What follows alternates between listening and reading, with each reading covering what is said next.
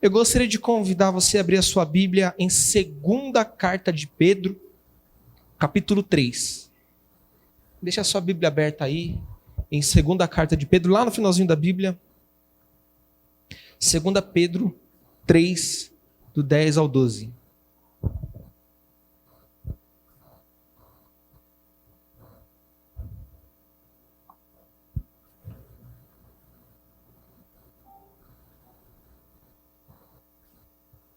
Irmãos, 1 Pedro, perdão, tá?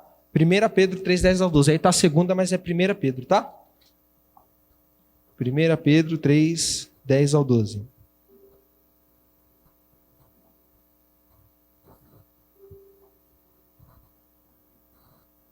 Gente, perdão, é segunda mesmo. Mas acompanha aqui, ó, 2 Pedro 3, 10 ao 12. Amém? Vamos lá, diz assim: porém o dia do Senhor virá como um ladrão. Naquele dia os céus passarão com grande estrondo, e os elementos se desfarão pelo fogo. Também a terra e as obras que nele existem desaparecerão. Uma vez que tudo será assim desfeito, vocês devem ser pessoas que vivem de maneira santa e piedosa. Fala comigo, esperando e apressando. Amém. A vinda do dia do Senhor. Por causa desse dia, os céus serão incendiados e serão desfeitos, e os elementos se derreterão pelo calor. Amém? Nós vamos falar a respeito da vinda de Jesus hoje, da volta do Senhor. E eu espero que Deus fale no seu coração. Vamos orar.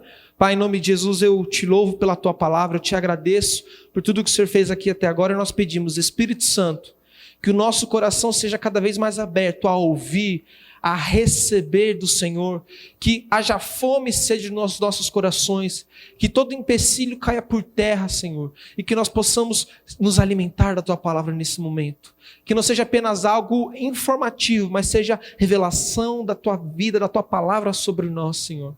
Queremos ser tocados por Ti, continuar sendo tocados por Ti nessa noite, em nome de Jesus.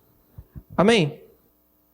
Irmãos, tenho conversado com o pastor Ricardo e nós temos visto a necessidade de, principalmente nesses dias que nós estamos vivendo, nós falarmos a respeito da volta de Jesus. Esse é um assunto que constantemente nós temos que abordar, porque é o nosso propósito de vida, é o nosso propósito de existir como igreja. Tudo que nós fazemos é pela volta do Senhor Jesus, amém? Mas nós precisamos entender que não basta apenas esperar pela volta do Senhor. Como nós acabamos de ler aqui, Pedro, ele diz que nós temos que apressar a sua volta. Então nós costumamos a entender e cremos que temos que esperar pela volta de Jesus. Mas nós temos uma mentalidade de que Deus tem o dia separado lá no calendário e vai ser naquele dia e só tem que esperar chegar aquele dia. Mas Pedro, aqui ele está falando que não. Que além de esperar e aguardar por esse dia, nós temos a capacidade de acelerar e de apressar esse dia. Ou seja, a posição, a postura, a ação da igreja nesta terra influencia a volta de Jesus. E nós vamos estudar hoje as profecias bíblicas que já têm se cumprido e aquelas que ainda precisam se cumprir para que Jesus então possa voltar. Eu não quero ser um profeta do caos aqui nessa noite, mas eu vou apresentar dados, fatos históricos, notícias recentes e mostrar como isso tem um respaldo bíblico e são profecias bíblicas se cumprindo. Eu não quero ser apelativo, eu não quero levantar teorias da conspiração, eu estou em fatos históricos. E vamos comparar isso com o que a palavra de Deus diz e entender que as profecias estão se cumprindo. E vamos entender também, então nessa primeira parte nós vamos estudar esses fatos, profecias bíblicas e o seu cumprimento ao redor da história. E no segundo momento, nós vamos então para as parábolas de Jesus e entender qual é a nossa postura diante disso. Pronto, a gente já vai entender que Jesus está voltando, as profecias estão se cumprindo. E no segundo momento vamos entender qual é a nossa postura como igreja, como indivíduo, como filho de Deus, em tudo isso que está acontecendo. Então, em Mateus capítulo 16, verso 3, o texto não está aí, você só anota. Em Mateus capítulo 16, verso 3, Jesus ele repreende os fariseus, porque os fariseus eles queriam um sinal. Falou, Jesus, nos dá um sinal do fim dos tempos, nos dá um sinal do que vai acontecer. E Jesus repreende e fala assim, vocês não precisam de sinal, eu não vou dar nenhum sinal, porque vocês precisam aprender a discernir os tempos. E muitas vezes a gente quer sinal, né? Será que vai acontecer alguma coisa no céu? Será que vai ser uma palavra profética? Será que vai acontecer alguma coisa? E a gente fica buscando sinal. Mas Jesus diz para não buscarmos esses sinais, mas para discernirmos os tempos. E discernir o tempo é examinar as escrituras e comparar com o que tem acontecido hoje. E é isso que nós vamos fazer nesse primeiro momento. Porque nós precisamos discernir os tempos para depois poder apressar a volta do Senhor. A gente só vai conseguir ter uma postura consciente de que Jesus está voltando e ter atitudes para apressar essa volta se primeiro nós tivermos a consciência de onde nós estamos nesse tempo. Porque muitos cristãos eles vivem como se Jesus não fosse voltar. Então precisamos entender e encher o nosso coração de fé com essas profecias bíblicas para então nos posicionarmos para apressar a sua vinda. Amém? Então, abra sua Bíblia em Mateus capítulo 24, e agora é 24 mesmo, tá? Mateus capítulo 24, nós vamos estudar as profecias de Jesus ali no capítulo 24. Alguns versículos nós vamos deixar para um outro momento, porque existem três temas principais aqui no Mateus capítulo 24. A grande tribulação, amém? Esse é um tema que nós não vamos abordar hoje, que esse é assunto para um outro dia. Tem o princípio das dores, e ele começa a falar das parábolas. Então hoje nós vamos falar do princípio das dores e dessas parábolas. Sobre a grande tribulação a gente vai deixar para um outro momento, porque a gente não tem tanto tempo assim. Mas Mateus capítulo 24, verso 1 e 2, Jesus começa a profetizar coisas que iriam acontecer e que seriam o princípio das dores. O que é o princípio das dores? O começo dessa tribulação. Ainda não é a grande tribulação. Nós não vamos passar pela grande tribulação. A igreja será arrebatada. Amém? Mas existe uma tribulação, existem algumas dores que nós vamos estar presentes, que são os dias atuais. Nós vamos ver na Bíblia, porque nós já estamos no princípio das dores. Então, versículo 1 e versículo 2 de Mateus capítulo 24 diz assim: E quando Jesus ia saindo do templo, aproximaram-se dele os seus discípulos para lhe mostrarem a estrutura do templo. Jesus, porém, lhes disse: Não vedes tudo isso? Apontando para o templo. Em verdade vos digo que não ficará aqui pedra sobre pedra que não seja derrubada. Então, irmãos, você vai ver que a gente vai ser bem didático hoje. Esse primeiro momento vai parecer uma sala de aula. Mas não se assuste, porque nós precisamos ter clareza do que está acontecendo. Então, nesse texto, Jesus aponta para o templo de Jerusalém e fala que esse templo seria derrubado. Amém? Agora passa para a próxima imagem. Alguém aqui, quando já pesquisou ou viu algum filme sobre Roma, lá na Europa, já viu esse monumento gigante que tem lá? O Arco de Tito, já viu falar disso daí? Às vezes você nem conhece, mas você já viu. Isso aqui foi construído em 81 depois de Cristo, quando o irmão do imperador Tito quis fazer uma homenagem para Tito. Mas o que isso tem a ver com essa profecia de Mateus 24, verso 1? Porque esse monumento, ele retrata quando Tito invadiu Israel, destruiu, saqueou toda Israel e destruiu o templo, exatamente como Jesus profetizou 40 anos antes disso acontecer. Jesus profetizou isso aproximadamente em 30 depois de Cristo, isso aconteceu em 70 depois de Cristo. Então, 40 anos depois de Jesus profetizar, a profecia se cumpriu. E mais 10 anos depois foi construído isso lá em Roma para homenagear esse imperador romano que fez isso com Israel. Passa para a próxima imagem. Tanto que uma das esculturas desse monumento é exatamente isso aqui. Os romanos invadindo e saqueando os elementos do templo. Você consegue ver que aquilo ali é o candelabro que a Bíblia diz que havia dentro do templo, que fazia parte dos rituais religiosos. Então, a história está provando que Jesus, as profecias bíblicas de que Jesus estava falando, está se cumprindo. Amém? Então, Jesus profetizou que o templo seria destruído. E nós temos a história mostrando que isso de fato aconteceu. Então, eu vou mostrar agora para vocês vários desses fatos, notícias atuais, que confirmam as profecias de Mateus capítulo 24. Mais uma vez, eu não quero ser profeta do caos, mas nós precisamos ter consciência do que está acontecendo e ter a visão bíblica a respeito disso. Enquanto eu estava estudando para preparar essa mensagem, o Senhor me fez enxergar tudo isso com uma perspectiva diferente.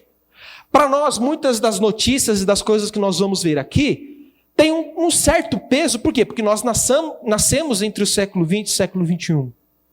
Então nós estamos, de certa forma, acostumados com isso. Mas eu quero te convidar a você analisar toda essa mensagem e tudo o que está acontecendo hoje como se você estivesse presente há 2000 anos atrás, quando Jesus profetizou.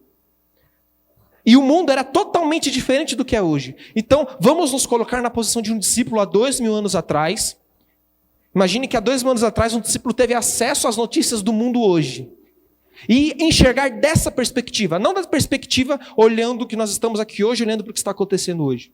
Mas de uma perspectiva como se eu estivesse lá com Jesus, olhando para o futuro. Você vai ver como isso tem um peso muito maior, e os discípulos, com certeza, ao verem isso, eles estariam muito mais ansiosos pela volta de Jesus, porque os sinais estariam escancarados, seriam intensos, seriam grandiosos demais para falar que não é a volta de Jesus. Vocês estão me entendendo?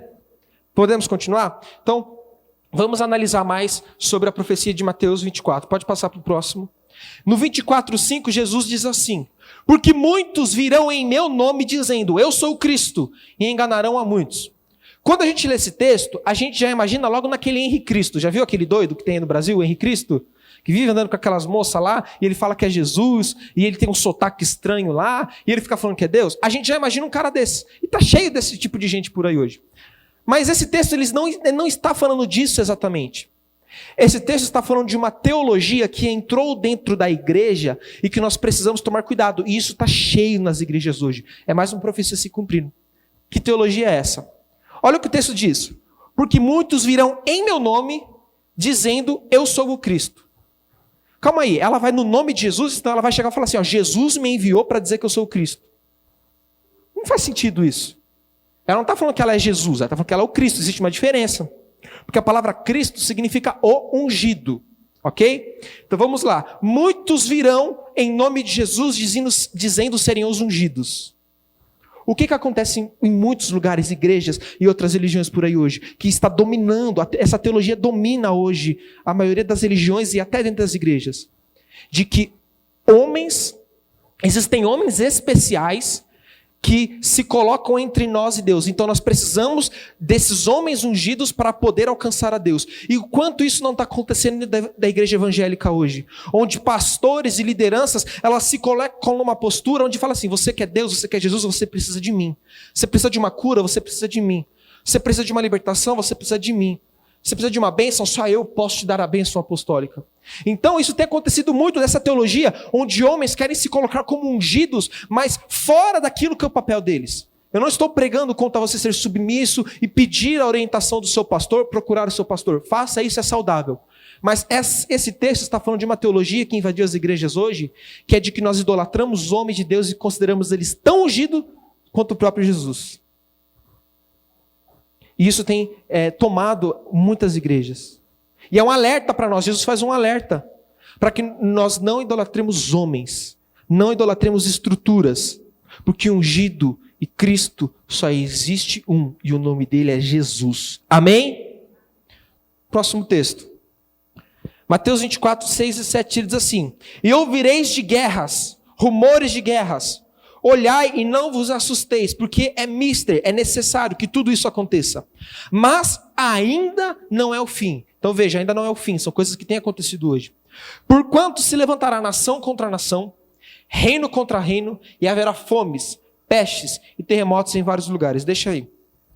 Então aqui Jesus começa a falar de algumas coisas que vão aumentar a sua intensidade, que vão acontecer de uma forma muito maior, mas que ainda não é o fim. E nós vamos analisar ponto por ponto disso que Jesus está falando aqui ao redor da história. Então vamos lá. Passa para o próximo, por favor.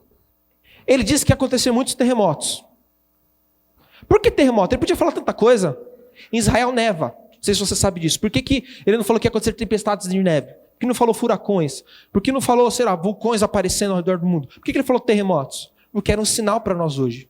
Agora, se você entrar nesse site americano, o link está muito pequeno aqui, você não vai conseguir enxergar. Eu posso passar isso por WhatsApp depois. Esse site registra todos os abalos sísmicos de 6 a 8 graus na escala Richter, que são terremotos muito fortes, a partir de 1900. Então, deu o ano de 1900 até 2008. Olha como cresceu a quantidade de abalos sísmicos, de terremotos que Jesus disse que ia aumentar nos últimos tempos. É impressionante o número, como cresce. A média fica ali entre 10 a 15 por ano, subiu para 40 nas últimas décadas. Dobrou, triplicou. Mais uma vez, eu não quero te botar medo aqui, eu quero te mostrar que as profecias bíblicas estão se cumprindo. O homem não consegue interferir na produção de terremotos tão pesados. Isso aqui é a mão de Deus. São as profecias bíblicas se cumprindo, é o final dos tempos. Próximo. Então ele começa a falar de guerras, de pestes, de várias situações. E isso nos faz lembrar de Apocalipse capítulo 6, onde fala dos cavaleiros do Apocalipse. Falam dos selos sendo abertos e os cavaleiros sendo liberados. E existem 4 cavaleiros do Apocalipse. Nós vamos ver como eles se encaixam nessa profecia de Mateus capítulo 24. Mas eu quero começar pelo segundo. Daqui a pouco você vai entender porque que eu estou pulando o primeiro. Nós vamos falar do primeiro também. Então, o segundo cavaleiro é o cavaleiro vermelho. E diz assim a Bíblia em Apocalipse capítulo 6. E havendo aberto o segundo selo, ouvi o segundo animal dizendo: vem e vê. Cadê? E saiu outro cavalo vermelho, e ao que estava sentado sobre ele foi dado que tirasse a paz da terra, e que se matassem uns aos outros, e foi-lhe dado uma grande espada. Então o cavalo e o cavaleiro vermelho aponta para guerras. O mover de guerras ia começar a acontecer sobre as nações. E esse selo foi aberto. Nós estamos no princípio das dores. E os selos você vai ver que já simboliza esses princípios das dores se cumprindo. Olha o que diz. A história diz que no século XX, morreram 3 vezes mais pessoas em guerras do que do século I ao século XIX. Então, se você somar século I, 2, 3, 4, 5, até o XIX, o número de pessoas que morreram em guerras do século I ao XIX não se compara ao número de pessoas que morreram em guerras só no século XX. A Bíblia, as profecias bíblicas se cumprindo. Próximo. O segundo cavaleiro é o cavaleiro preto, e ele diz: e havendo aberto o terceiro selo, ouvi dizer o terceiro animal: vem ver. E olhei, e eis um cavalo preto, e o que sobre ele estava sentado tinha uma balança em sua mão. Ouvi uma voz no meio dos 4 animais que dizia: 1 medida de trigo por 1 dinheiro, 3 medidas de cevada por 1 dinheiro, e não danifiqueis o azeite e o vinho. O terceiro cavaleiro, o cavaleiro preto, ele aponta para a fome e para a inflação. Olha uma notícia da ONU que saiu em dezembro de 2020 por conta da pandemia. Antes da pandemia, o gráfico de estimativa de fome no mundo estava diminuindo. Pela primeira vez na história. Após a pandemia, ele voltou a subir. E olha o que diz. Dezembro de 2020 afirmou que em 1 ano de pandemia aumentou o número de 13 milhões de pessoas com fome só na América Latina. E a inflação no mundo de alimentos foi a maior nos últimos 6 anos. E o cavaleiro preto, ele fala sobre fome e sobre a inflação. Próximo. Apocalipse 6, 7 e 8 fala a respeito do cavaleiro amarelo. E havendo aberto o 4º selo, ouvi a voz do 4º animal que dizia: vem e vê. E olhei, e eis que um cavalo amarelo, e que estava sentado sobre ele tinha por nome Morte. E o inferno o seguia. E foi-lhe dado poder para matar 4ª parte da terra, com espada, fome, peste e com feras da terra. Eu preciso falar sobre peste, diante do que a gente está passando? Está no seu rosto aqui, ó, esse sinal. Essa máscara que você está usando. O número de pandemias que tem aumentado nas últimas décadas é a palavra de Deus se cumprindo. Mas como eu disse, irmão, eu não quero aqui para te colocar medo de ser um profeta do caos. Por isso eu quero falar com você do primeiro cavaleiro. Passa para o próximo. O primeiro que foi liberado. Antes desses 3 foi liberado outro cavaleiro. E aqui eu quero uma atenção especial porque existem 2 vertentes teológicas. Uma acredita que esse cavaleiro seja o anticristo. E existe uma outra, e nós acreditamos nessa segunda vertente, que acredita que o primeiro cavaleiro é o evangelho de Cristo. Por que nós não acreditamos que seja o anticristo? Porque nós já temos esses 3 outros cavaleiros no nosso meio e não temos o anticristo no nosso meio. O anticristo seria liberado primeiro para esses outros serem liberados. Mas eles já foram liberados. Então o que já foi liberado em nosso meio, que possa ser coerente com o que o texto diz. Quando você analisa o texto, você que os últimos 3 cavaleiros, eles têm características negativas. Morte, destruição, que não são características de acordo com o caráter de Deus. Mas o branco na Bíblia aponta para a pureza, para a santidade. E este cavaleiro, ele não tem nenhuma característica negativa. Olha o que a Bíblia diz sobre ele. Vem e vê. E olhei, e eis um cavalo branco, que estava sentado sobre ele, tinha um arco, e lhe foi dado uma coroa, e saiu vitorioso para vencer. Então, irmãos, o evangelho está no nosso meio. E por mais que esses outros cavalos foram liberados e são dias de trevas, o evangelho está no nosso meio para vencer. O evangelho é maior do que qualquer trevas que essa terra vai passar. O evangelho está liberado em nosso meio. O evangelho está sobre você, o evangelho está sobre mim. Nós temos o Espírito Santo de Deus para pregar o evangelho e estabelecer o reino de Deus nessa nação. Amém? Foi lhe dada uma coroa, porque fala de autoridade. Quando você está cheio do evangelho de Cristo, você tem autoridade para pisar na cabeça de serpentes, escorpiões, para impor as mãos dos enfermos serem curados, para ter prosperidade para alimentar os famintos, para trazer vida e vida em abundância sobre essa terra no meio desse caos. Amém? Então, irmãos, no meio desse caos, há esperança. A sua vida pode estar um caos por conta dessa pandemia. Há esperança, porque antes do caos o evangelho é liberado. O evangelho é a solução para essa terra. O evangelho é a solução para o que nós estamos passando. Não espere da política. Não aguento mais política. Irmãos, enquanto a gente colocar nossa esperança em política, em dinheiro, em homens, em estruturas, em filosofias, nada vai para frente, nada vai funcionar, nada vai mudar. Porque Cristo é o único que tem a solução para essa terra. E temos que preparar para a sua volta, para a sua vinda, para que Ele estabeleça um único reino que será perfeito. Amém? Então, por mais que esses cavaleiros foram liberados, esses selos foram abertos, o primeiro selo foi do evangelho, que sempre venceu. Nada pode parar o evangelho, nada pode parar a palavra de Deus, o evangelho da graça que está sobre nós. E é isso que tem que nos trazer esperança no meio desse caos que estamos vivendo. Somente o evangelho pode nos dar força. Somente o evangelho pode nos fortalecer, nos dar um fôlego para esse momento que estamos passando.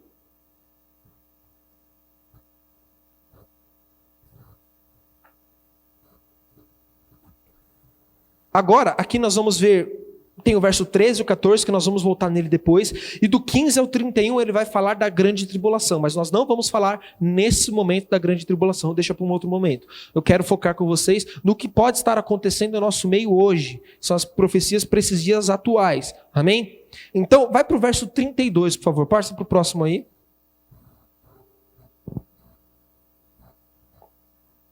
Vamos aqui no 9, vamos acompanhar aqui.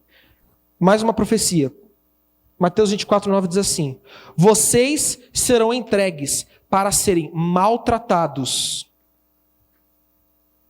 e eles o matarão. Vocês serão odiados por todas as nações por causa do meu nome. Então, mais uma profecia bíblica. Que o que ia acontecer com os cristãos? Maltratados, mortos, odiados por todas as nações por causa do nome de Jesus. Existe um site, na verdade existe um projeto que chama Missão Portas Abertas. Eles são responsáveis por missões, principalmente em países perseguidos. E eles registram o que tem acontecido nesses países. Quando você entra nesse site, você consegue acompanhar de forma atualizada como que está a perseguição ao redor do mundo. E você pode dizimar, você pode ofertar para que essa obra ela avance, o reino de Deus avance, principalmente no meio da igreja perseguida. Olha que eu peguei esse site atualizado antes de ontem. Veja o que ele diz a respeito da perseguição aos cristãos no mundo. Passa para o próximo. Isso aqui é um mapa mundi. E todo país que está pintado de laranja, amarelo ou vermelho, não sei se você consegue enxergar bem aí no fundo, são países que existe perseguição declarada aos cristãos, perseguição violenta aos cristãos. Onde o governo não esconde que persegue os cristãos e não está nem aí para isso. No planeta Terra nós temos aproximadamente, deixa eu achar aqui para não falar errado, 195 países. Nós temos 195 países no planeta Terra. Sabe quantos países estão nessa lista de que os governos atacam e perseguem os cristãos sem problema nenhum, sem esconder? 50. Isso é mais do que 25% da Terra perseguindo os cristãos. 1/4 do planeta Terra persegue os cristãos de forma violenta, sem esconder. E dos 50, 29 países, a perseguição tem aumentado. Somente em 9 dos 50, a perseguição tem diminuído. Ou seja, a perseguição aos cristãos tem aumentado. Passa para o próximo. Dos 50 países, 96, a perseguição acontece por causa do islamismo ou de uma ditadura comunista? O islamismo é a religião que mais cresce no mundo. A Europa, em 15 a 20 anos, vai ser tomada pelo Islã. Hoje, você pode procurar na internet, tem ruas, existem bairros na Europa, que quando você chega tem uma placa. O islamismo, as leis do Islã governam nesse bairro. E aquele bairro já é totalmente Islã. E quando você entra ali, você praticamente está no Islã, dentro da Europa. A Europa, em 15 a 20 anos, vai ser inteira do Islã. O comunismo, que parece algo tão distante, está dentro das nossas escolas, dentro da escola dos seus filhos. Existem professores doutrinados a acabarem com a fé cristã dos seus filhos. Isso é uma realidade que está debaixo do nosso nariz. E se a gente não fizer nada, vai ser que nem a história do sapo na panela. Se você coloca um sapo numa panela quente, ele vai pular fora. Mas se você pega o sapo, coloca ele numa panela fria e liga o fogo depois, e ela vai esquentando aos poucos, daqui a pouco o sapo morreu e ele nem percebeu. E esse comunismo que está fazendo isso com os nossos irmãos ao redor do mundo, está dentro das escolas dos nossos filhos, dos seus filhos. Nós precisamos de professores que entrem nas escolas com o evangelho. Que entrem para se posicionar e não aceitar esse tipo de influência lá dentro. Porque isso é perseguição. Agora, irmãos, eu estou falando aqui de perseguição violenta e direta. Agora, quantos países não estariam nessa lista se a gente considerasse uma perseguição camuflada, não violenta? Há uns 7 anos atrás, eu e minha mãe, a gente estava pensando em abrir um negócio aqui, a gente foi procurar para alugar, aqui na cidade de Itatiba, aqui no centro, um salão para alugar. E quando a gente entrou nesse salão, a gente começou a conversar com o dono do salão, o senhor aqui da cidade. E quando a gente falou que a gente era cristão, nós somos expulsos do salão dele. Nós somos maltratados por ele. Nós somos ofendidos por ele. Simplesmente porque ele ouviu falar que nós somos cristãos. Aqui em Itatiba. Isso é perseguição. Não violenta como lá, claro. Mas acontece. E a Bíblia diz que nós seríamos perseguidos. Se nós não posicionarmos hoje, isso aqui vai aumentar.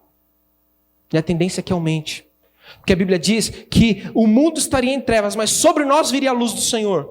Então a igreja ela vai se santificar, se purificar cada vez mais. Só que o mundo vai se perder cada vez mais. E nós precisamos nos posicionar pela volta do Senhor. Irmãos, eu não falei isso aqui de manhã, mas aconteceu aqui na Páscoa. Google, quem aqui usa o Google, levanta a mão. Todo mundo praticamente. Você nem sabe que usa o Google e usa. O Google domina. Se você usa internet, o Google sabe tudo da sua vida. Ponto. Não vou entrar nesse assunto aqui, mas isso é um fato. O Google, quando você entra lá, todo dia ele está com uma fotinha diferente para comemorar uma data comemorativa. O maior site do mundo, onde todo mundo que usa internet usa. Tem data islâmica, eles comemoram. Tem data de uma religião que ninguém conhece, eles comemoram. Tem data dos maias, incas, astecas, que nem existem mais. Essas populações nem existem mais. Você entra lá, quando tem uma data comemorativa desses povos, eles estão lá comemorando.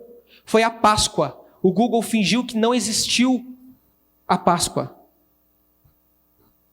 Isso é uma coisa boba? Aparentemente é. Mas isso mostra de que o mundo e o sistema não está nem aí para a gente.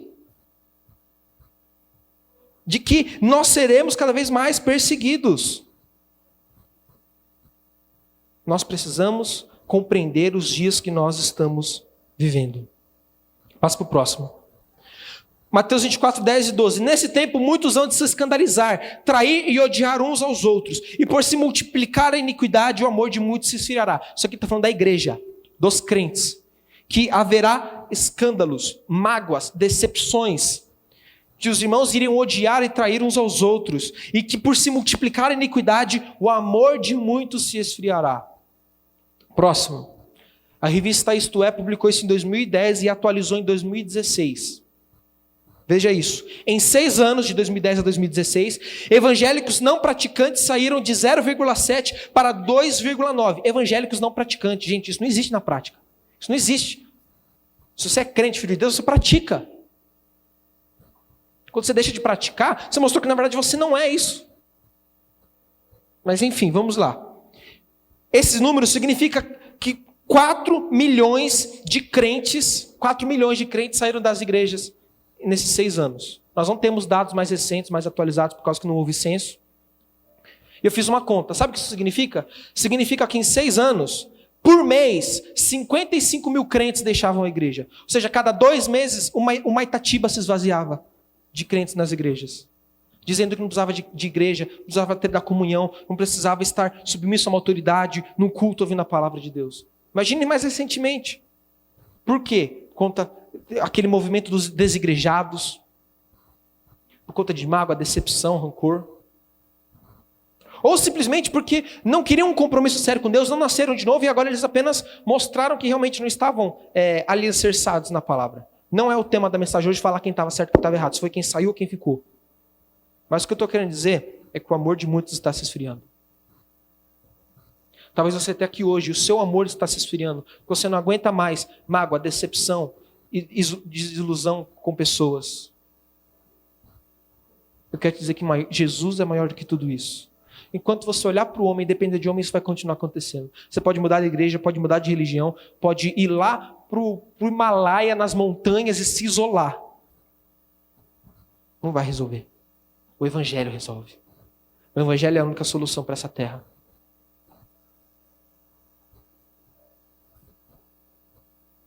Próximo. Mateus 24:11. Muitos falsos profetas se levantarão e enganarão a muitos. Engano dentro da igreja. Engano no que diz respeito à religiosidade, à vida religiosa das pessoas. Passa para o próximo. Em 2005, haviam aproximadamente 50 mil religiões identificadas por todo o mundo. Mais de 33 mil baseadas na fé cristã. Precisa de pouco ou de muito falso profeta para você conseguir ter esse número de religião, principalmente baseado na fé cristã. Trazendo heresias, princípios contrários à palavra de Deus. Próximo. Mateus 24, do 32 ao 33. E aqui eu quero uma atenção especial sua. Que Jesus fala a respeito da videira, da figueira. Vamos lá. Aprendei, pois, esta parábola da figueira. Quando já os seus ramos se tornam tenros e brotam folhas, sabeis que está próximo o verão. Igualmente, quando virdes todas essas coisas, sabei que ele, o noivo, está próximo às portas. Então vamos lá. Tudo que nós estudamos agora são os princípios das dores, ou seja, é o começo. Amém? Mas aí Jesus vem aqui e fala assim: então, tá bom, isso é o começo, mas quando que vai estar próximo? Quando que o noivo então vai estar à porta? Quando que vai estar pertinho ali do fim? Quando a figueira florescer. Amém? Essa é uma profecia que nós precisamos entender. A Bíblia, ela usa a figueira para representar a nação de Israel, o povo de Israel. Amém? Então a Bíblia está falando que quando Israel florescer, é porque o noivo está às portas. Amém?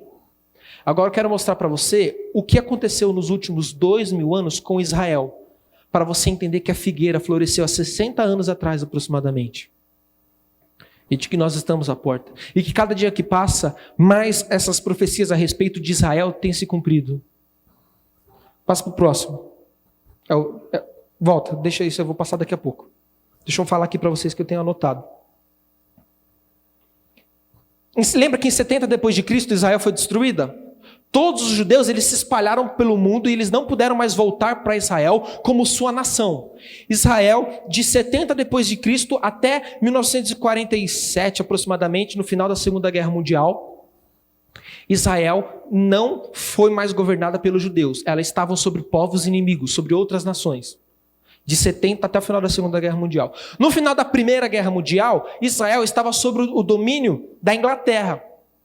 E por conta da Segunda Guerra Mundial, a Inglaterra desistiu de ter Israel sobre o seu domínio. Ela falou à ONU, eu não quero mais essa terra. Enfim, os motivos. Então agora, com o fim da Segunda Guerra Mundial, as Nações Unidas, se sentindo em débito com os judeus por causa do que Hitler fez com os judeus, Israel decide convocar todas as nações para uma reunião e trazer uma votação, onde eles iam pegar parte da Palestina, que se encontra Israel, amém? E o que eles iam fazer? Aquela votação ia definir se Israel ia voltar a existir como um Estado e permitir com que os judeus do mundo inteiro voltassem para ter a sua nação novamente, ou se não, se aquilo lá ia continuar sendo do Iraque, da Palestina e dos países islâmicos daquela região. Então aconteceu essa reunião. E essa reunião, irmãos, ela foi presidida por um brasileiro, Oswaldo Aranha. Estude sobre esse homem depois. Então, um brasileiro estava coordenando essa reunião de votação de todos os países. E esse brasileiro, ao perceber que os países islâmicos iam ganhar, que muitos países iam se abster, ia falar assim, não, a gente não vai votar porque a gente não quer se meter nessa briga, não. Por conta dessa atitude de muitos países, Israel ia perder e o Estado de Israel não ia existir. Esse brasileiro, ele quebrou o protocolo e ele bateu o martelo lá e ele adiou a sessão por 3 dias. E durante 3 dias, ele se reuniu com todos os estados, as nações que estavam neutras e ele conseguiu convencer essas nações a votarem a favor de Israel. E por causa desse brasileiro, da noite para o dia, a figueira floresceu. Israel voltou a existir como nação. E a partir de então, judeus do mundo inteiro começam a voltar para Israel. Só que a festa durou pouco, porque em pouco menos de um ano, você imagine, o mundo inteiro, a vida inteira fora do seu estado. Agora em um ano eles têm que construir todo aquele estado, aquela nação novamente. Todos os países vizinhos declararam guerra contra Israel. Todos. Eles estavam cercados. Todos os países islâmicos declararam guerra, porque eles não queriam isso. Agora imagine, eles não tinham força, eles não tinham poder, eles não tinham estrutura, eles acabaram de chegar na sua terra e agora eles estão em guerra contra todas as nações. De forma sobrenatural, Israel vence a guerra. E desde lá então, agora nós temos o Estado de Israel. Um Estado que nem existia, passou a existir da noite para o dia. Aí a figueira floresceu. Agora, abra sua Bíblia comigo, esse texto não está aí, em Isaías, capítulo 11.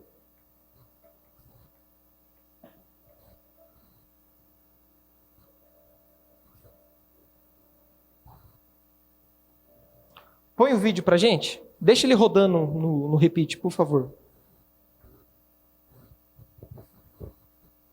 Isaías 11:11 é uma profecia que começou a se cumprir. Deixa eu achar aqui.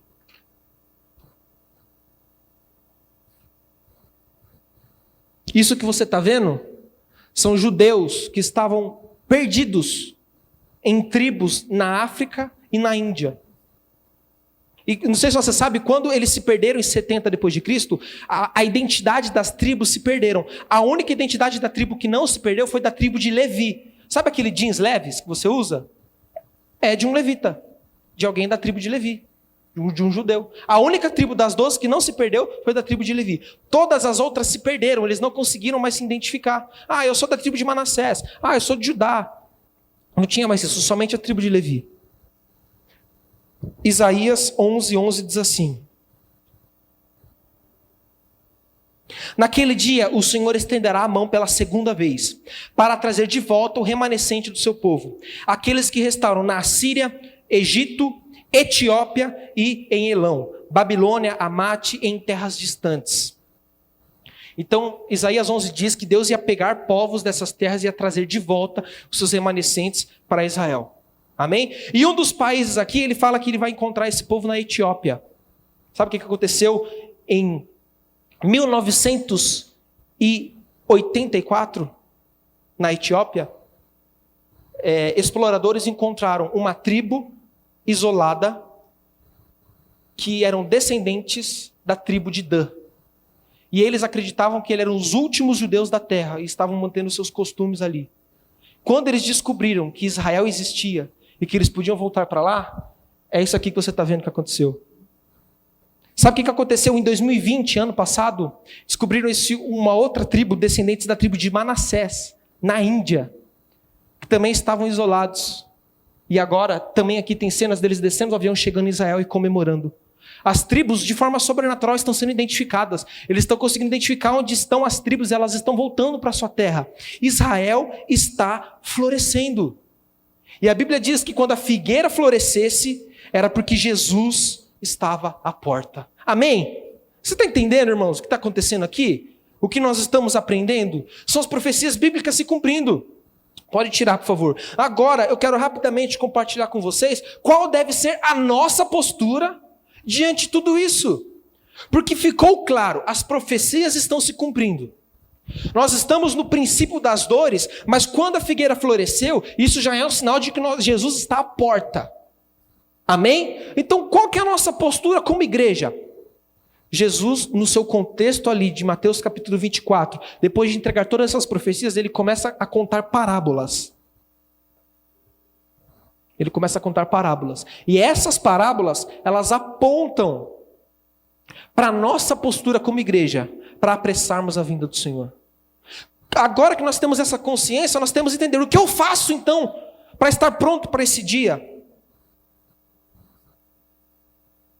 Antes de entrar nessas parábolas, o versículo 13 de Mateus 24 diz assim: aquele, porém, que perseverar até o fim, será salvo. Mas, Mateus, a salvação não é pela graça? Por que só vai ser salvo quem perseverar? Porque aqui é não ser salvo do inferno, mas ser salvo da grande tribulação.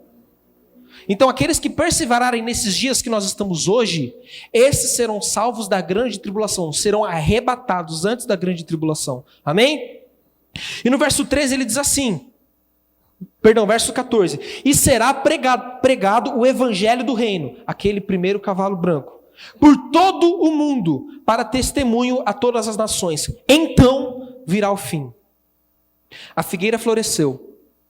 E essas são coisas que não dependem de nós. Mas existe uma profecia que depende de mim e depende de você. E está no verso 14. O evangelho vai ser pregado em todas as nações. E então virá o fim. Você quer apressar a vinda do Senhor? Você quer apressar? Amém? Você quer fazer parte desse povo que apressa, não apenas espera sentado, mas se posiciona para apressar o dia do Senhor? Seja perseverante, como diz o verso 13, e pregue o evangelho, como diz no verso 14. E agora Jesus vai expor essa postura do cristão vencedor, que vai apressar a vinda do Senhor nas suas parábolas. Irmão, deixa eu dizer uma coisa, existe uma responsabilidade sobre mim e sobre você. Ser crente não é brincadeira, não é um parquinho de diversão, não é um spa que você vai e senta para ficar relaxado e deixar Deus resolver todos os seus problemas.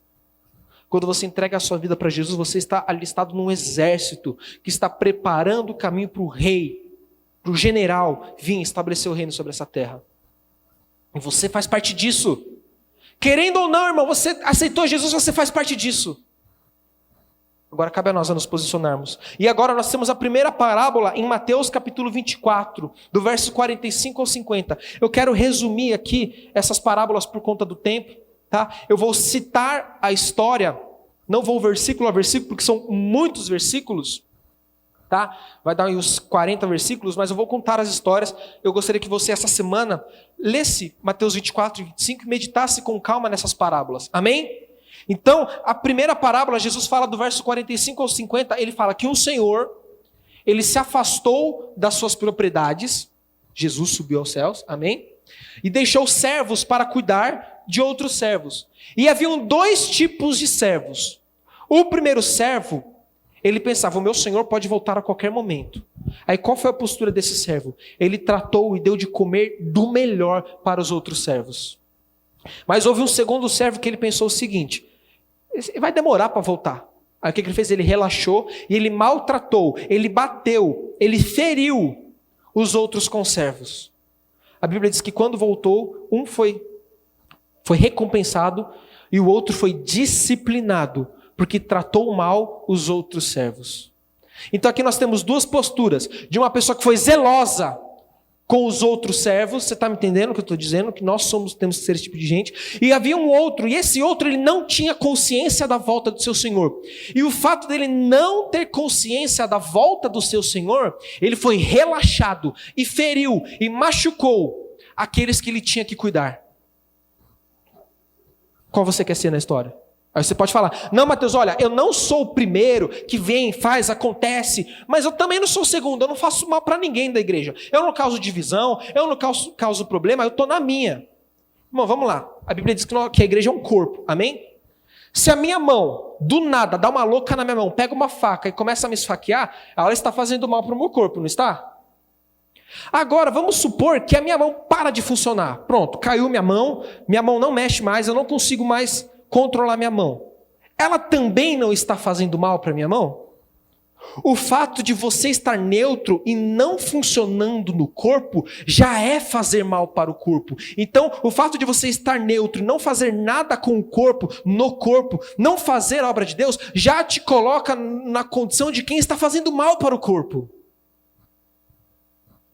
Ah, então eu vou sair. É melhor amputar a mão ou fazer a mão voltar a funcionar? Eu vou sair. Irmão, se você amputar a mão vai apodrecer e vai morrer. Se você sair, você vai morrer espiritualmente. Você não vai ter vida, você não vai ter vida em abundância, você não vai viver o que Deus tem para você. Deus tem um plano, uma obra na sua vida, amém? Então esteja conectado com o corpo e esteja funcionando no corpo. Não seja um servo negligente. Lembre-se disso. Esse primeiro ponto é o quê? Consciência.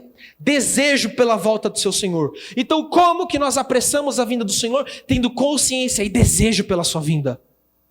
Quando você acorda consciente de que você está trabalhando e a qualquer momento Jesus pode voltar. Quando você está fazendo a sua célula, você faz como se Jesus tivesse morrido ontem, ressuscitado hoje, fosse voltar amanhã, porque você sabe que Ele vai voltar a qualquer momento. Então tudo que você faz, quando você tem a consciência de que Ele vai voltar a qualquer momento, você faz da melhor forma possível. Você não abandona, você não entrega. Está doendo, mas você continua. Está sofrendo, mas você continua. Eu não aguento mais, você se volta e pede ajuda do Senhor, porque quando você é fraco, aí você é forte e Ele te renova. E então agora você recebe uma experiência com Deus e tem uma nova vida para compartilhar com outros. Um tinha consciência e o outro não. E essa mensagem é para que aqueles que estão sem essa consciência estejam conscientes de que o noivo pode voltar a qualquer momento. Antes desse culto acabar, o Senhor pode voltar. E quando isso acontecer, você vai se apresentar diante de Deus. E o que você vai apresentar para Ele? O que você vai mostrar para Ele? Quais foram suas obras nessa terra? O que você fez com a graça que Jesus te deu? Deus nos deu a graça, de graça. Amém? Agora, o que nós fizemos com isso? E nós vamos entender isso melhor nos próximos textos. Aí nós vamos para Mateus capítulo 25, do verso 1 ao verso 13, que é a parábola das 10 virgens. Irmãos, eram 10 virgens. Não eram 5 virgens e 5 prostitutas. Eram 10 virgens. Isso fala que todas eram salvas. Todas foram lavadas pelo sangue de Jesus. Todas eram puras. Amém? Mas a Bíblia diz que 5 eram prudentes e 5 eram nécias. O que fazia 5 ser prudentes e 5 serem nécias? O que diferenciava elas era a quantidade de azeite que elas tinham. Todas tinham azeite. Mas as que eram nécias, loucas, elas tinham azeite numa medida média. Isso aponta para a salvação. Quando você é salvo, o Espírito Santo passa a habitar em você. Amém? Mas as prudentes, que foram aqueles que entraram para o gozo do seu Senhor, as que entraram para viver ali aquele momento de desfrute com o seu Senhor, foram aquelas que tinham azeite sobrando. Isso fala do enchimento constante do Espírito Santo. Qual que era a condição básica? Ser santo. Irmão, você tem que ser santo. Sede santos porque eu sou santo. A santidade de Jesus habita em você. Você tem que manifestar isso. Abandonar o pecado. Se tornar alguém zeloso. Parar de permitir certas coisas na sua vida que você sabe que é errado. Que você sabe que é pecado. Que você sabe que faz mal para a sua vida. Que o Senhor condena. Santidade é básico. Nós temos que ser santos. Amém? Mas não basta ser santo e não ser cheio do Espírito Santo. Porque santidade sem enchimento do Espírito Santo é apenas com uma conduta moral correta. E disso tem um monte de gente lá fora que tem. Não estou falando que você não tem que ser santo. Tem sim. Mas nossa santidade tem que ser acompanhada do enchimento do Espírito. Porque lá fora as pessoas não têm o Espírito Santo. Só quem é filho de Deus, nascido de novo, tem o Espírito Santo. E esse é o nosso diferencial para esse mundo. É isso que nós temos para oferecer de diferente para o mundo. Se você chega para o mundo e fala, eu não mato, eu não roubo, eu não faço isso, não faço aquilo, tem um monte de gente lá fora que também faz. Que é certinho desse jeito. Mas você tem o Espírito Santo de Deus habitando em você. E agora temos que ser cheios do Espírito constantemente. Ter o azeite sobrando para acelerarmos a vinda do Senhor. Irmãos, precisamos ser cheios. E somos cheios em intimidade. Aqui esse texto dá intimidade. O enchimento do Espírito e o azeite sobrando fala de ter intimidade com Deus. A Bíblia diz que chegará o dia que vamos nos apresentar diante do Senhor, e muitos vão chegar falando, Senhor, eu expulsei demônios, eu criei os enfermos, eu preguei o evangelho. Jesus vai virar para essa pessoa e vai falar assim, afasta-te de mim porque eu não te conheço. Jesus não é onisciente, ele não conhece todo mundo. Por que Jesus falou aquilo? Porque a palavra conhecer ali no original significa o seguinte: afaste-te de mim, porque nós não temos intimidade suficiente para eu conhecer quem você é de fato. Seus desejos, o seu gosto, a sua vontade. Deus conhece, mas ali o texto está falando de intimidade. Afasta-te de mim, porque você não teve intimidade suficiente comigo. Você fez demais, mas me amou, me adorou e se relacionou comigo de menos. E essas virgens que tinham azeite sobrando eram cheias do Espírito Santo. E é na intimidade, no devocional, na vida diária com o Senhor, em que você é cheio do Espírito Santo. Amém?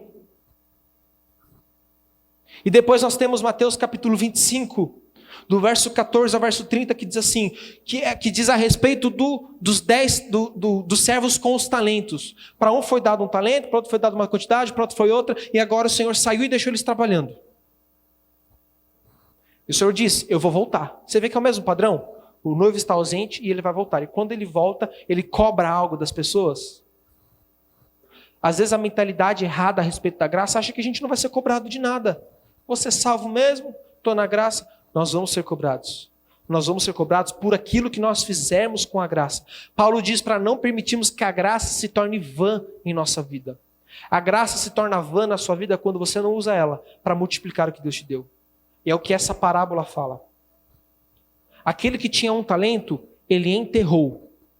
E os outros 2 servos multiplicaram os seus talentos. Quando o Senhor voltou, ele disciplinou severamente aquele que enterrou o seu talento, pegou o seu talento e deu para aquele que tinha mais. Os talentos Deus te dá de graça. Irmão, o ar que você respira, a saúde que você tem, a inteligência que você tem, os dons que você tem, as capacidades que você tem, a sua identidade, o seu jeito de ser, de falar, tudo o que você é, que você tem de bom, foi te dado por Deus. E esse discípulo que enterrou, significa o quê? Que ele usou tudo que Deus deu para ele apenas para as coisas da terra. Mas aqueles que multiplicaram seus talentos, eles usaram para as coisas do reino. Porque a Bíblia diz lá em Gênesis, multiplicar e encher a terra, o quê? Para estabelecer o reino. Então quando você multiplica o que Deus te deu, quando você serve na igreja, quando você usa isso para pregar o evangelho, quando você usa isso para falar do amor de Deus, quando você usa o dinheiro que você tem para abençoar missões como essas para os cristãos que estão perseguidos, para abençoar a obra da sua igreja local, quando você usa aquilo que você tem, o seu tempo, para vir aqui e ajudar na diaconia, para liderar uma célula, para ser anfitrião, para fazer alguma coisa para o Senhor, você está multiplicando os seus talentos. Mas quando usamos o que Deus nos deu apenas para essa terra, apenas para aquilo que é natural, apenas para aquilo que é passageiro, nós nos tornamos pessoas medíocres, nós nos tornamos pessoas que não têm noção de eternidade, de que tudo isso vai ser queimado. Nós vimos no começo que esses céus serão incendiados. Irmão, vamos olhar para o céu, vamos olhar para aquilo que é eterno, vamos usar tudo que o Senhor nos deu para apressar a sua vinda. O noivo está à porta, a figueira floresceu, agora cabe a mim e a você nos posicionarmos para apressar esse tempo que resta. Você pode dar uma glória a Deus? O Senhor quer te chamar nessa noite, irmão, para parar de perder tempo com este mundo, com política, com coisas terrenas, e usar aquilo que o Senhor te deu. Quando eu digo política, eu digo essa coisa de colocar uma expectativa. Ai, olha o Bolsonaro, ai, olha o Lula, ai, olha lá, vamos fazer aquilo, vamos fazer aquilo outro. Você pode votar mais certo ano que vem, as coisas não vão melhorar, porque a nossa esperança está em Jesus. Isso não isenta a nossa responsabilidade. Seja zeloso com isso. Mas estou querendo te dizer, coloca a sua esperança em Jesus. Não aguento mais ligar a internet e ver lá briguinha. Olha a direita, a esquerda. Ai, olha, vou defender esse aqui. Ai, vou defender aquele ali. Ai, olha o que está acontecendo. Pelo amor de Deus, só Jesus tem a solução, irmão. Aí você abre a internet também, você vê briguinha da igreja. Ai, tô magoado com fulano, tô magoado com ciclano. Ai, olha só, aconteceu isso na igreja. Jesus está voltando, irmãos. Vamos parar de perder tempo com as coisas dessa terra. Você tem razão porque a pessoa magoou, porque a pessoa te magoou, porque a pessoa realmente fez algo errado com você. Faz o que Jesus mandou, leva a cruz e ama. A maior armadilha é quando você está certo e você decide se afundar estando certo. Por isso que Jesus nos ensinou a levar a cruz, porque vai acontecer essas coisas aqui dentro sim, vai ter coisa errada aqui dentro sim, eu digo no sentido de uma mágoa, de um ressentimento, de às vezes você ficar chateado com o irmão, de às vezes a pessoa falar mais duro com você e você não gostar, isso vai acontecer, não tem anjo aqui, tem ser humano. Por isso Jesus nos ensinou a amar, a levar a cruz. Porque quando você ama alguém que é igual a você, isso não é amor, isso é narcisismo. Porque se é igual a você, você está se amando. Agora, amar é quando você ama alguém diferente de você, que pensa diferente de você, que tem atitudes diferentes das suas, que você quer ir para a direita, ela quer ir para a esquerda, que fala A, você fala B. É aí que você tem que amar. Eu não estou falando que agora a gente também tem liberdade. Então eu vou falar mesmo, vou magoar, estou nem aí, porque ela tem que levar a cruz. Não é isso também que eu estou dizendo. Eu estou dizendo que existe uma responsabilidade sobre nós. E as coisas dessa terra são pequenas demais para a gente parar nisso. Que as coisas deste mundo são pequenas demais para a gente empacar nisso. Enquanto tem 50 países sendo perseguidos, e eu não falei aqui, mas existem mais 25 para entrar nessa lista, ou seja, quase 50% do planeta Terra perseguindo o cristão, e a gente aqui magoado porque o líder mandou uma mensagem que você não gostou. Meu Deus do céu, igreja! Se o louvor puder subir, por favor. Irmãos, eu estou te pedindo. Entenda que Jesus está voltando. Vamos deixar de lado o nosso ego, o nosso orgulho. Vamos trabalhar até o fim. Se você quer uma recompensa humana, você até vai receber. Mas a nossa recompensa é celestial. Vem do céu, é do Cristo. É esperar Jesus voltar e Ele olhar no seu olho e dizer: entra, servo bom e fiel. A minha oração é para que nessa noite o Espírito Santo te encha, transborde sobre a sua vida, que os seus olhos, os nossos olhos sejam abertos para aquilo que é celestial, para aquilo que é eterno, que todos esses sinais que nós estudamos aqui, eles aqueçam o nosso coração. Sabe que vamos cantar esse louvor que a gente cantou aqui, o Senhor e Rei? Pode ser? Irmãos, nosso desejo é olhar para os olhos de Jesus e esperar a sua vinda. Ele está voltando. Não dá para perder tempo com as coisas dessa terra. Sabe aquele louvor? Ele me ama. Tem uma parte que eu gosto muito que diz assim: eu não perco o meu tempo em lamentos quando eu lembro que Ele me ama. Se Ele te amar não é suficiente, o que vai ser?